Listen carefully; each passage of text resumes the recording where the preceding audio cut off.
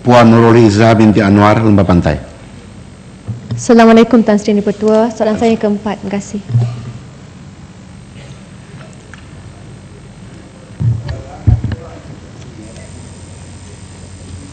Bismillahirrahmanirrahim. Assalamualaikum Tan Sri Yang Dipertua.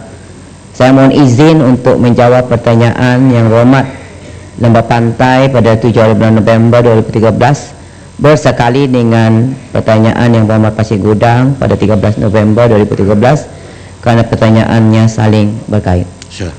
Terima kasih.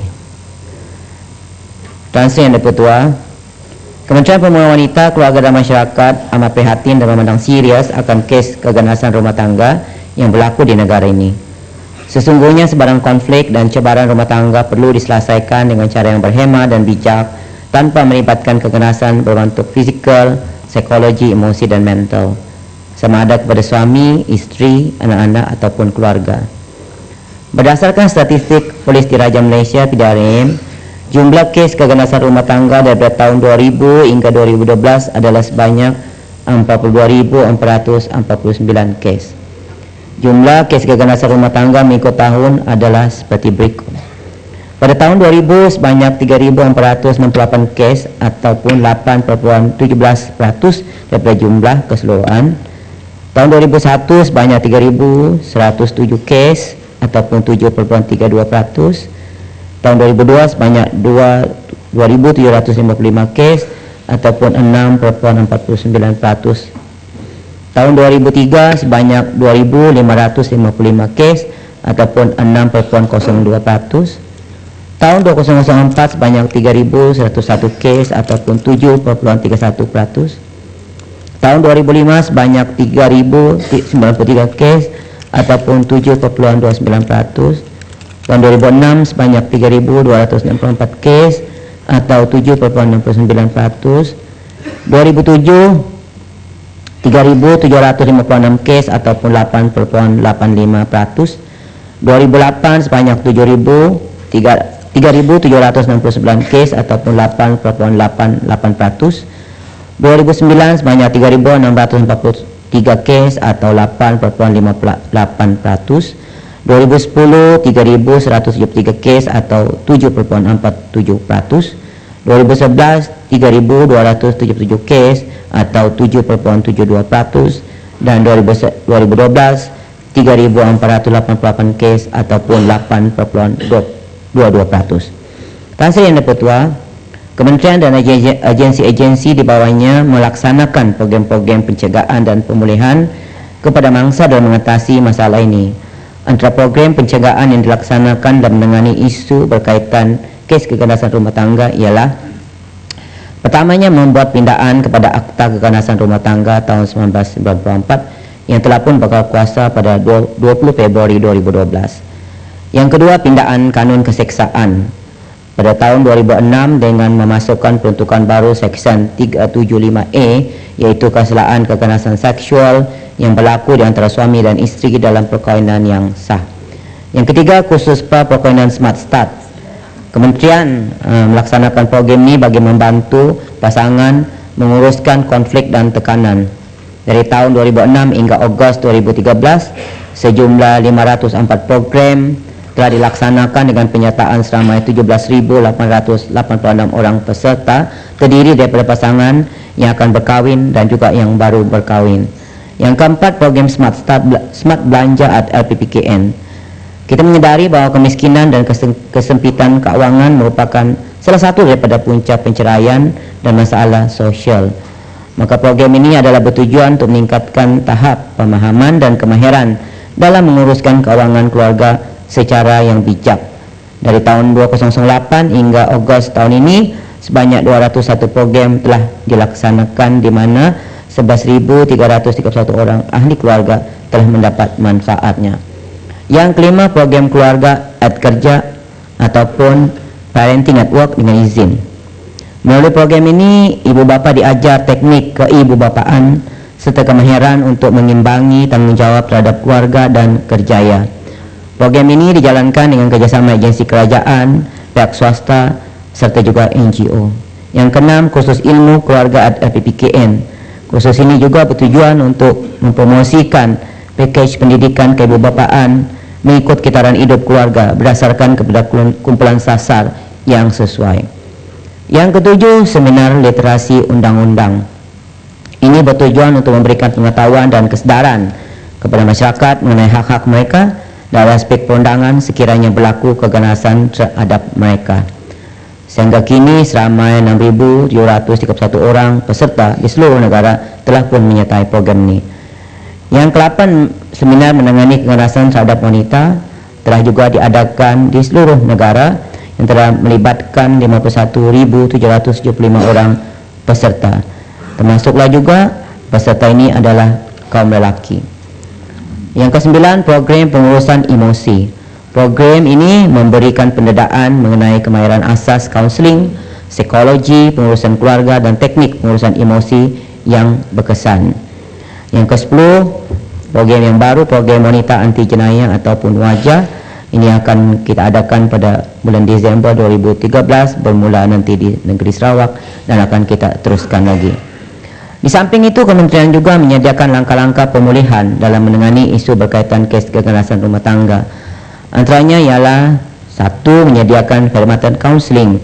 Kementerian melalui agensi di bawahnya seperti APPKN, Jabatan Kebajikan Masyarakat dan Jabatan Pembangunan Wanita menyediakan perkhidmatan kaunseling kepada mangsa keganasan rumah tangga. 15 buah pusat keluarga di seluruh negara dan perkhidmatan dikendalikan oleh 17 orang kaunselor tetap dan 62 orang kaunselor panel. Jabatan Kebajikan juga menyediakan seramai 189 orang kaunselor di seluruh negara. Yang kedua, menyediakan perkhidmatan talian Nur 15999. Kementerian memperkenalkan perkhidmatan ini bagi memudahkan orang awam dan mangsa keganasan rumah tangga untuk membuat aduan, mendapatkan khidmat nasihat dan juga kaunseling.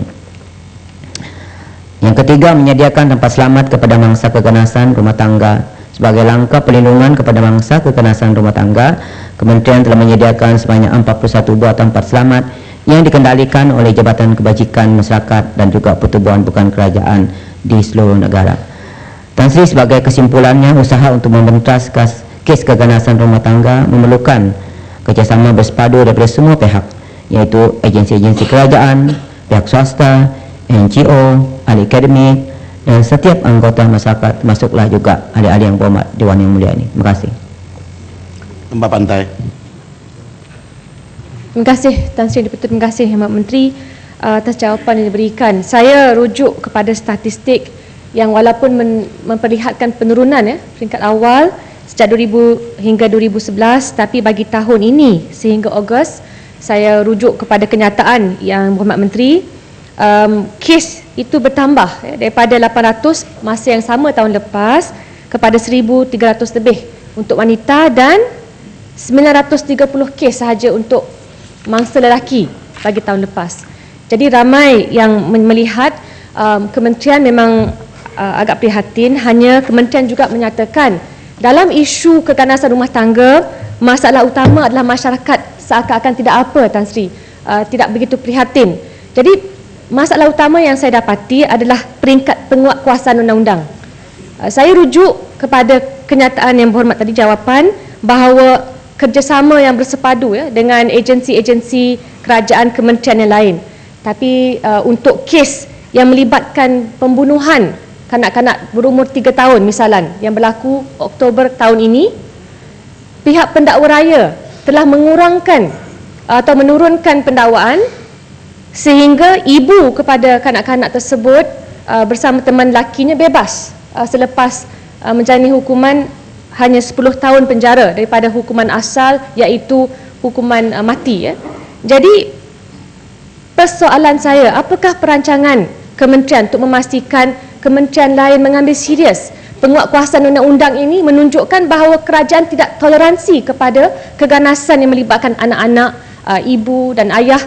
Pada saya ini amat penting. Keduanya, apakah langkah-langkah yang kementerian sedang lakukan bukan sahaja untuk memastikan penguatkuasaan undang-undang itu serius. Kedua, tentang media, kerana sekarang dilihat dalam media sosial semua gambar anak-anak dipukul, wajahnya, namanya, sedangkan di bawah Akta Kanak-Kanak 2001, Akta 611, media tak boleh laporkan identiti mangsa. Jadi saya mohon jawapan Yang Berhormat Menteri untuk kita sama-sama menyelesaikan masalah ini. Terima kasih. Tuan Sri Yang Dipertua, terima kasih kepada Yang Berhormat Lembah Pantai di atas soalan tambahan tadi. Pertamanya berkaitan dengan jabatan-jabatan yang lain, ada agensi yang lain, kementerian yang lain. Kita dalam menangani masalah-masalah sosial seperti ini, tentulah kita memerlukan kerjasama daripada semua pihak, bukan saja daripada kementerian dan agensi yang terlibat, tetapi pihak-pihak yang lain, ahli-ahli masyarakat, untuk memberikan laporan dan juga mengambil, supaya sama-sama kita dapat mengambil tindakan yang perlu dan sesuai untuk kita menangani masalah ini. Dan berkaitan dengan tindakan ataupun keputusan yang dibuat oleh jabatan yang lain seperti jabatan Polis Diraja Malaysia ataupun mahkamah, bidang kuasa untuk memutuskan sesuatu keputusan hukuman yang dijatuhkan itu adalah di bawah bidang kuasa hakim mahkamah. Jadi kalau ada pihak yang tidak berpuas hati, maka mereka bolehlah membuat rayuan terhadap keputusan yang dilakukan tu yang berhormat. Itu bukan lagi di bawah bidang kuasa kita, itu sudah di dalam mahkamah, kiranya kes sudah dibawa ke mahkamah. Ini pendakwa raya mengurangkan hukuman. Jadi saya pohon berdasarkan kerjasama bersepadu. Maaf untuk jelaskan. Terima kasih. Okey. Juga pendakwa raya juga itu adalah mempunyai kuasanya tersendiri untuk membuat keputusan di bawah undang-undang yang telah ditentukan. Oleh macam manapun pandangan, cadangan yang berhormat tadi kita ambil kira, dan mungkin di masa-masa yang datang kita akan adakan perbincangan yang lebih rapat lagi, lebih akrab lagi dengan pihak-pihak yang berkenaan ini, supaya kita dapat menyelesaikan permasalahan sosial kita ini dengan lebih baik lagi dan lebih berkesan lagi, insya-Allah. Berkenaan dengan satu lagi pertanyaan yang berhormat itu berkenaan dengan masalah sosial, media sosial ini, dan media sosial dan juga mana-mana media saja, kita mengambil perhatian apa yang telah yang berhormat nyatakan itu tadi. Mungkin di sini kementerian kita dan agensi-agensi yang lain boleh bekerjasama dan mengadakan hubungan dan perbincangan dengan pihak-pihak media supaya mereka tidak mensensasikan kes-kes seperti ini. Kita pun semua tahu bahwa media ini dia melihat kepada kes-kes yang sensasi untuk dilaporkan supaya dia mempunyai coverage yang luas, dan dia berpaksikan kepada keuntungan banyak yang membaca akhbar-akhbar dia. Jadi di sinilah mungkin kita akan mengadakan nanti perbincangan dengan mereka ini supaya kes-kes terutamanya yang melibatkan kanak-kanak ini, mereka perlulah lebih prihatin dan lebih bertanggungjawab. Terima kasih, Yang Berhormat. Kuala Selangor.